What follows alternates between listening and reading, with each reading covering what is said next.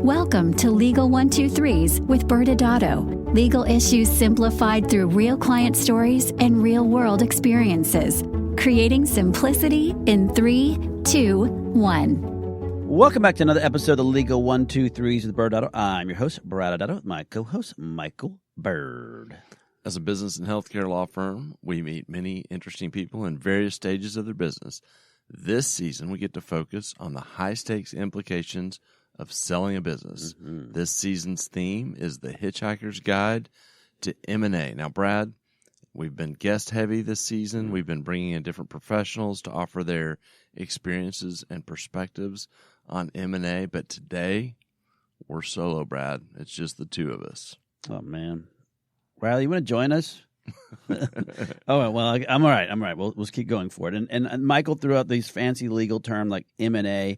For those who don't know, that means mergers and acquisitions. And again, another fancy legal jargon that when we say M&A or mergers and acquisitions, that means just simply the buying and selling of a business or the assets of that business. Well done, Brad. Now, Brad, we've been spending a lot of time this year on leadership development. Mm-hmm. We've been working actually with one of our guests from this season, Robin Pugh. Yeah, opening episode. So I'm wondering, I have a question for you. Okay. When do you expect that this is going to start working for you? Oh, nice zinger there early in the show, Michael. I apologize, Brad. I meant to say no offense before I asked that question. Oh, okay. Well, now it's all better now. Now that I know you did not mean to offend me. I guess but I'm not allowed to be offended, right? Correct. Okay. Yeah, it's a safe zone. It's safe. Okay. After I say that. All right. Well, in all seriousness, when we were doing the show prep, I started connecting today's story to this training we've been doing on leadership.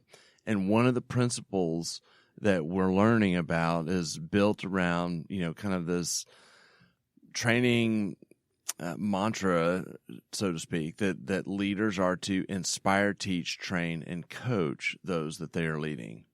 Yeah, and there's a lot of defined terms I think you just kind of threw out there, but let's just kind of start with the very first one, inspired. And, for some people, I think you'll open up the dictionary, and when you look at the word inspire, you'll see just a picture of me. In your most humble, non-biased opinion, right? Yeah, correct. Yeah, I mean, the second definition, which you'll probably see after you see the picture of me, is inspired generally means to stimulate others or to take an action or motivate others to follow. An example that resonated with me was a football analogy. Was that after you play a football game, the next day you'll watch game tape, and while watching that game tape, you'll see a play that either you did or one of your buddies did, and you were like, wow, how did they do that? How did you break on the ball like that? I want to figure out how to do that and play that well. So that's the inspiration that you get from watching others. Yeah, and kind of as it was told to us in shorthand, what teach, train, and coach mean is, and this has really resonated with me, is teaching is you tell them, whatever it is you want to tell them. Training is that you show them how to do it. And the coaching is then supporting them as they do it on their own. Yeah, and as necessary, you just keep repeating those actions in order.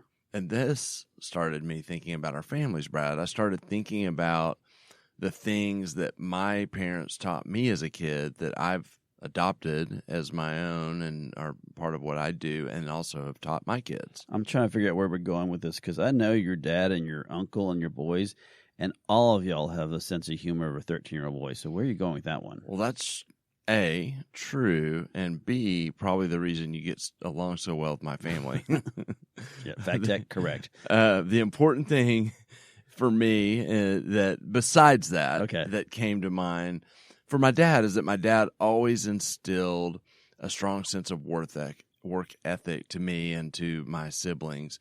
This was not only taught to us and expectations, and it was more old school back then, grade oriented, results oriented, but he instilled that you got to work hard to get whatever you're trying to achieve, and he showed that to us because he was a young plastic surgeon during my childhood, and he was building his practice, and we were seeing, how hard he worked to achieve what he was trying to achieve professionally. And there are times all of us, in the Byrd family can be a little bit too type A in terms of our work. But the powerful lesson that I've learned that we really try to instill in our kids is that we can control how hard we work. We can do our best. And then just let go, and whatever happens, happens. Yeah, and I know your dad, and that actually reflects pretty well of him because he does have a sense of humor, but I've seen it when and a great work ethic on top of that. But tell me about your mom. Well, my mom instilled kindness in all of us. My mom Did she skip you first? Hey, I'm going to be nice to you, Brad, because it'll disprove my point. My mom was nice to everyone she interacted with, and still is. Yes, and she's lovely. And she expected kindness out of all of us as kids, and I could just see the impact just watching her that had, and how she really didn't have enemies, and even the people that she probably secretly didn't care for, she had a decent relationship because she chose to be kind. And now, as a parent, I realize how hard this is to teach your kids, especially when they're in their teenage years, or as my daughter, who's coming out of her teenage years or just started her teenage years, says, the dark ages. How about you, Brad? Do you have an example of something your parents instilled in you that you've kind of adopted and now trying to instill in your kids? Yeah, I have. We could probably spend an entire episode on the things that have been instilled in our parents, because I love your parents too. So they're great people. I thought of two things that really jumped out at me that I try to work with my kids on. One is do it right the first time. My dad must have said that to me 1,000 times. Taking the garbage out, putting it all back together as it was beforehand, whatever it was, no matter what you did, do it right the first time, and then you don't have to repeat. Almost like the 550 rule. And then, and then be on time and be present when you're there. And so those are things that I talk to our kids about, is why it's so important to be that way. And it's funny because my mom instilled in me in the sense of, well, my mom's a ferocious reader, which I got a lot of that from her too, but she does not believe in being on time, and so it's been an interesting life, because we've learned how if we show up at 12:30 for an event, the event actually starts at 1. But my dad does not tell anyone, because we will actually get there at 12:59 because my mom always runs late. So, but I've tried to instill my kids, do it right the first time and be on time. Those are some of the first starter kits you can get somebody to get going. I wonder why your mom and I get along so well. Our sense of timeliness. And why I like you. I have something familiar about you. All right, Michael, that was fun. But before we get into today's story, I know we have someone across from me who likes context. And we talked about the seasons of businesses and the 5 phases of the M&A deal.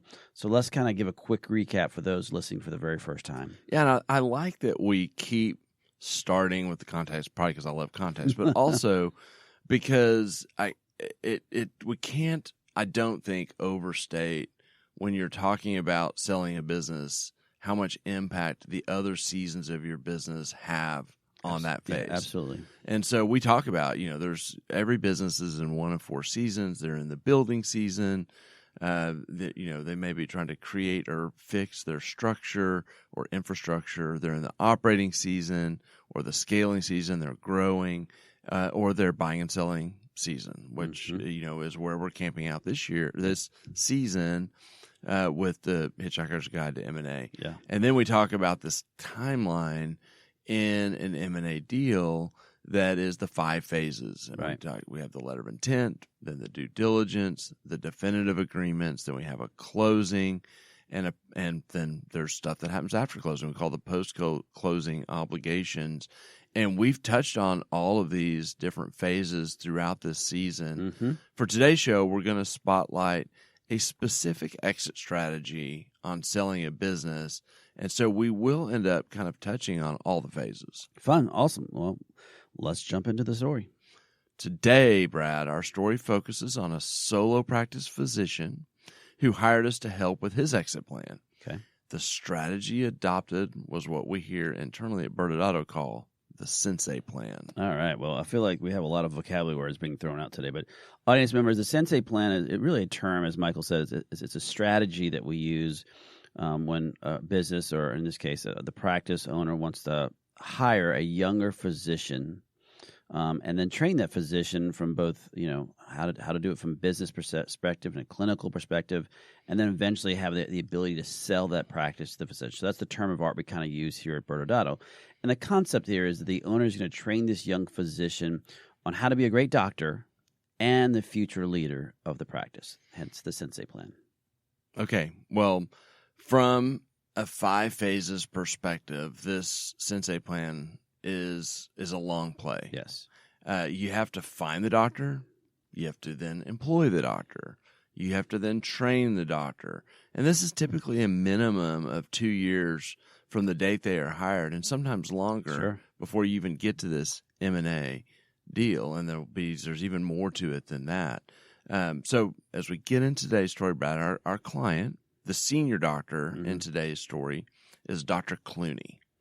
Okay, I'm going to have to call you out on this one. I feel like you get kind of lazy. First off, I'm assuming you're referencing the TV show ER, and I don't think his name was Dr. Clooney in that show. No, Brad, you're going to be really happy because I know you know the reason and the story behind this reason. You and I both, a couple of years ago, I think this was on SmartList. So wait, is this... Okay, go. I'm sorry. Yeah. We heard a story that George Clooney told about a practical joke he pulled on his roommate many, many years ago. That's so genius. It was a long play, painting, practical joke. So I didn't go look it up before it shows. I'm going off memory. If you start to remember, you can plug in any details. But essentially what I remember about the story was that George Clooney had a roommate, that he was at, some like garage sale type situation and saw like the ugliest painting he'd ever seen. He bought it and stored it in his closet, and then his roommate noticed that he decided to take up an interest in painting, and he said that he was taking all these lessons, and he was so excited about, learning this craft. He went out, I think if I recall right, went out and bought all these fancy art supplies and had them at their apartment, and whenever his roommate come home, he would scramble and be set up like he was, long at work at painting, but not let his roommate see what he was up to. This went on for, I think, over a year, if I remember the story right. Yeah. And so the practical joke was that at one point it was his roommate's birthday, and he made this big deal of wrapping up this ugly painting in a bow and making it a big surprise. He built the whole thing up and gave this ugly painting to his roommate, who was mortified that it was so ugly, yet knew from watching over a year of all this passion or apparent passion from him. And so that ugly painting got hung up in the middle of their living room. Yes, that is a super awesome long play joke. And by the way, Michael, I don't know if you know that, but I'm recently taking up painting. Oh, okay. Well, I'll be on the lookout when it's my birthday. Yes. For something amazing. Okay. Back to the story. Yeah. And so you have to that's a good name, right? Yeah. Approved. Right. Yeah. Dr. Clooney. Dr. Clooney had found a young physician that he wanted to hire out of fellowship training. Mm-hmm. So a little about Dr. Clooney. He was a reputable surgeon with a thriving practice. His practice had a great culture. Dr. Clooney was known for being kind and reasonable. Maybe he knew my mom. I don't know. Yeah. His obstacles were that he was self-taught on running a business, and that had worked great for him for 25 years when it was just him as the only owner and the only decision maker in the business. But implementing the Sensei Plan was asking him to start using a skill set that he did not have. Okay, I hope this obstacle is not a foreshadowing of a story gone bad. I'm assuming, but did you talk to him about the Sensei Plan at the time? Well, Brad, I actually picked this story today because it does have a happy ending. Okay, good. It was definitely not smooth sailing. Okay. But we did talk about the Sensei Plan when we were going through his options, and he really liked that strategy. Awesome. Well, tell the audience what happens first when implementing the Sensei Plan. Well, the first step is to find a doctor, which is always a trick. Yes, it is. The clients inevitably ask, if I have a Rolodex of doctors to hire. So, yes. You don't? Fact check, true, I do not. Okay.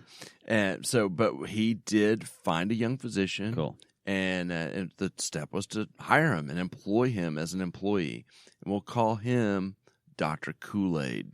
Okay. Well, now I'm afraid to ask why Dr. Kool-Aid, but is this young physician going to come crashing through a wall like the old Kool-Aid commercial? Well, Brad, I have to say that it is the least shocking news that you're referencing a commercial from the 80s that probably everybody doesn't know. Riley, any idea? She's shaking her head yes, I think positively. It looked like yes to me. Sure, Brad. We'll move on.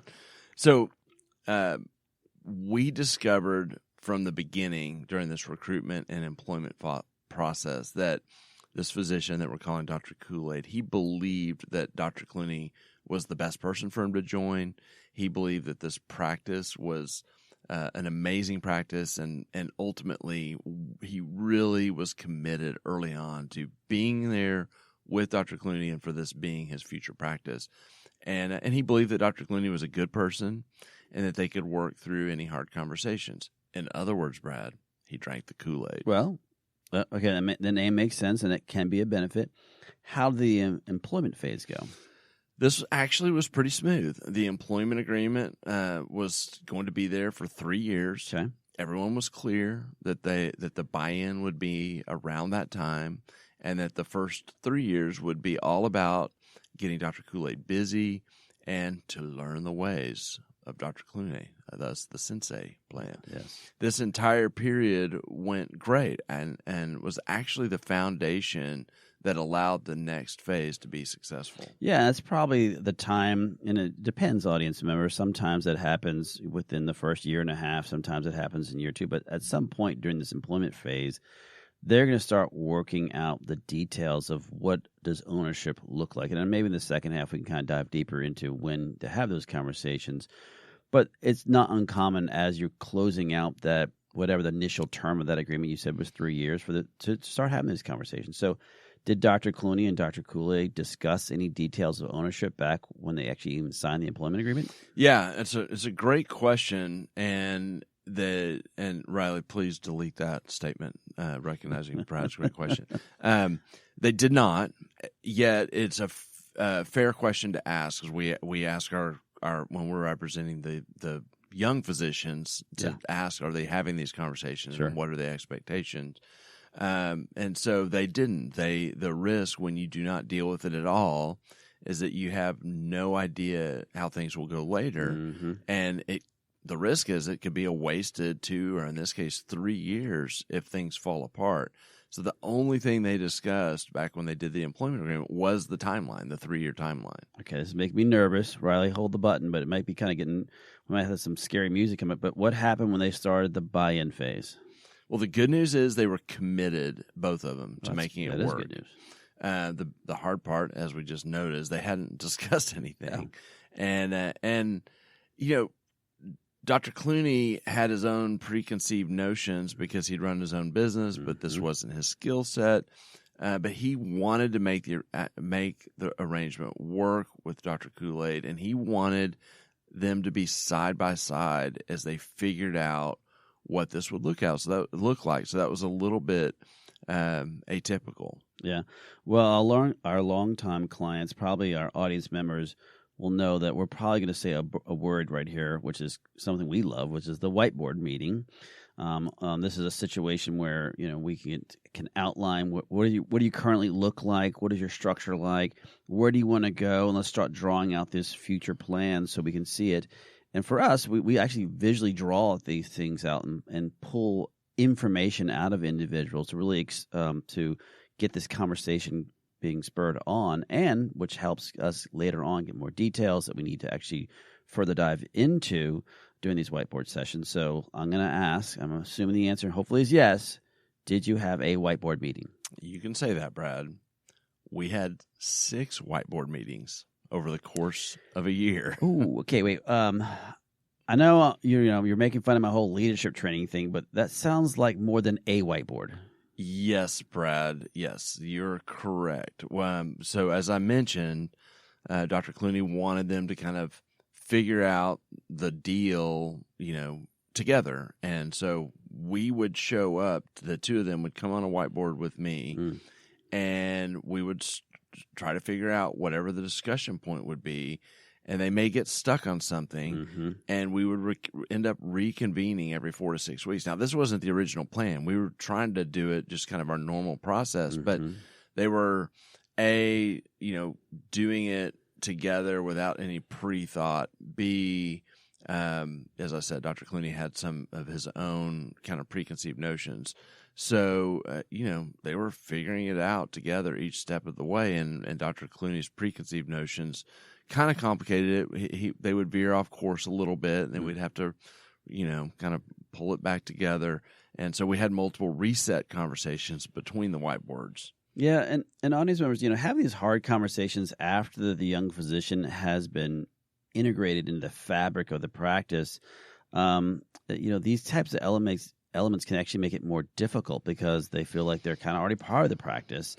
And it sounds like because you had so many whiteboards, you had to keep resetting these expectations to find where is the alignment of the parties.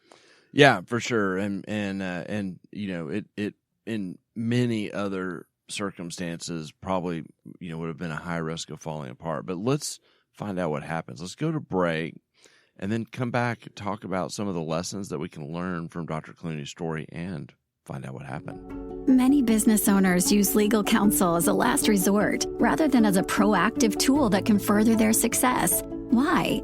For most, it's the fear of unknown legal costs. ByrdAdatto's Access Plus program makes it possible for you to get the ongoing legal assistance you need for one predictable monthly fee. That gives you unlimited phone and email access to the legal team, so you can receive feedback on legal concerns as they arise. Access Plus, a smarter, simpler way to access legal services. Find out more. Visit ByrdAdatto.com today. Welcome back to Legal 123s with ByrdAdatto. I'm your host, ByrdAdatto, with my co-host, Michael Byrd. Now, Michael, there are various different strategies that a physician can employ as part of their exit strategy. Yeah, so the exit plan that our story today focused on was the Sensei Plan. And so our client was a senior physician, Dr. Clooney, and he was looking at, how is he going to sell his practice? Mm-hmm. And so he decided to implement the Sensei Plan, which means he was going to recruit a young physician. Yeah, that young physician was going to come be an employee and be trained in all the ways like a good grasshopper, mm-hmm. and then ultimately buy the practice. And so today's story has worked out pretty well in how that plan executed. Dr. Clooney found a doctor, found someone, they have a really good relationship with each other, had a really smooth employment phase, and so there was a lot of mutual respect through the training and working together and collaboration that happened during that season, which really set them up for a more challenging next step, sure which was trying to figure out what ownership was going to look like. Yeah. And kind of where we left off was me sharing the 1 year journey of 6 whiteboards to even figure out what their purchase arrangement would look like. And by the way, that's way longer time period than normal. Usually it's maybe a 90-day time period to go from, I'm done being an employee, I'm ready to be a partner. Yeah. And, and I think, we're talking about the Sensei Plan audience members, but we have a couple different other plans, exit plans that we talk to our clients about. So I'll just give you some context of what's else out there, because you're like, I don't know if I want to do the Sensei Plan. Well, what other plans are there?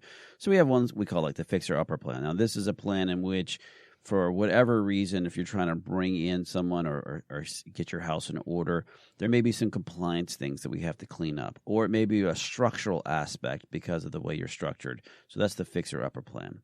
Then we have like the old school plan, which is what most physicians do, which is kind of they kind of run the clock out a little bit, but they don't really think much about what they're going to do with their organization, and maybe they might try to sell it near the end. And those don't tend to typically have very good sale prices because you're ready to leave and then you're selling at the last minute, so those prices can be at the lower end. And then you have the mic drop plan. The mic drop plan is you've done such a good job that you've situated yourself that you don't have to find someone else to buy your practice because financially you're secure, and you just want to drop the mic and walk out the door. And when that happens, there's certain filings and other things you have to take care of from a state perspective and making sure your patients are taken care of. And then a phase that seems to be something something we didn't really talk that much about until the last couple of years, which is the Gordon Gekko plan, which is the plan in which you want to turn around and sell yourself to private equity. So those are kind of besides the Sensei Plan, other plans that we see often in this. And let's tie this back together to where we were talking about with the Sensei Plan, Michael. You had talked about the 5 phases of M&A deal, in which we talked about LOIs and due diligence, definitive agreements, and closing and post-closing, but it seems to all kind of come together here with the Sensei Plan. Yeah, it's weird because the Sensei Plan is the long play. Right. And so the 5 phases work a little bit differently. And Sure. So I'm going to skip the LOI for a minute because what we do know happens a lot significantly during this employment period is the due diligence phase. Mm-hmm. They're getting to know each other. And so, yes, there's probably some financial information and traditional stuff that you would want to see and need to see if you're buying a practice. But a lot of the confirming that this business is a place you want to be, you get to actually experience as an employee of that practice for that 3-year period, and you get to see it happening. And that's a great point because a lot of people, when we talk about M&A deals, they think of due diligence as turning over documents. This is a situation where relationship-wise, do you get along? Because they may be in the Sensei Plan, they may be your partner for 3 to 5 to 6 more years after the fact. And if the person is which we've seen before, unfortunately, is a phenomenal surgeon but a terrible leader, are you going to really want to partner with this person? Do you really want them to be eventually managing your staff? And so that due diligence phase is really that relationship phase besides understand the documentation that we see in M&A deal. 100%. I mean, you get to actually work with the employees that you'll be inheriting if you buy this practice and know how you feel about that. Sure. But what's interesting is I put a pin in the LOI phase for a moment is in the Sensei Plan, that sometimes happens actually in the employment agreement. There are times where they say, okay, here's the bullet points at a high level of what ownership is going to look like whenever 2 to 3 years down the line. Yeah. And so you have that LOI phase happening at the beginning. And then sometimes it happens, where it is here, they didn't have an LOI at all. They did their due diligence and then did 6 whiteboards basically to figure out their LOI. And I think that's a really good point is a lot of times if you know you need to go towards a Sensei Plan and bring that young physician in, sometimes having those harder conversations up front as to what does that ownership look like? How much are you willing to sell? How are you going to get the purchase price? And these are hard because sometimes you don't know the answer, but it's important to have those discussions up front. And the closing is really interesting in the Sensei Plan because it tends to be staged in a sense. So typically the young doctor is buying a portion of the practice at this point. That's right. And so it may be up to 50% at this first closing, and they probably have an agreement that contemplates the young doctor buying the rest when the senior physician is ready to retire. Mm-hmm. And then, the post-closing is a little bit different because of this partnership element. They're going to be working together now as co-owners, which is different. They are now both have seats at the table and are sharing profits, sharing decisions, et cetera. And so there's an impact to be considered. Yeah, and in our past conversations, we talk about alignment of ownership, but this is really where we bring in the 4 C's into other conversations. And so it has to come into the Sensei Plan, Michael. Yeah, absolutely. And, we don't have time to dive into, we've touched it in many prior episodes, but the 4 C's are cost, compensation, control, and contingencies. And these are these areas that we've deemed by experience are things that make or break a partnership. Mm-hmm. And so you absolutely got to incorporate that into the conversation when you're executing on the Sensei Plan. Perfect. Well, Michael, what happened with Dr. Clooney and Dr. Kool-Aid? Brad, they finally closed and have been partners for a while now. This is a happy story that made it onto one of our podcast episodes. It's amazing. Yes. And everyone's thrilled with the outcome, and they're even happy with their lawyers. Yeah. Well, and I'll just say this, and this is the part where we have these conversations all the time, especially with the Sensei Plan. It's a hard decision when to start figuring out how much information you're going to give out as far as financials or what your practice is worth. But it's important no matter where you are in the Sensei Plan to start thinking about those and making sure that you're well aware of what you want to do and, more importantly, what you're willing to sell and how much control you're willing to give up. But Michael, what are some of your final thoughts? Yeah, this actually was a lesson that was taught to me because the way this story played out with the 6 whiteboards. And I have so many other stories that failed whenever there was this non-alignment at that stage. It really taught me that if you're going to do the long play and go with the Sensei Plan, the relationship is king. Yeah. And you if you have two people that are committed to each other, you can work out the details, and it's more likely to work out if that commitment and trust remains. And so, I think that they could take a little dose if you want to do the Sensei Plan from my mom, which is if you can be kind to each other through the process, you may be able to get it figured out. Awesome. Well, great story, Michael. And audience members, believe it or not, that's all the time we have today. Next Wednesday, we will continue our journey on the Hitchhiker's Guide to M&A. We will turn our spotlight on the aesthetic industry, and we'll have our special guest in studio, Alex Tiersch. Thanks again for joining us today. And remember, if you like this episode, please subscribe, make sure to give us a 5-star rating, and share with your friends. You can also sign up for the ByrdAdatto newsletter by going to our website at ByrdAdatto.com. ByrdAdatto is providing this podcast as a public service. This podcast is for educational purposes only. This podcast does not constitute legal advice, nor does it establish an attorney-client relationship. Reference to any specific product or entity does not constitute an endorsement or recommendation by ByrdAdatto. The views expressed by guests are their own, and their appearance on the program does not imply an endorsement of them or any entity they represent. Please consult with an attorney on your legal issues.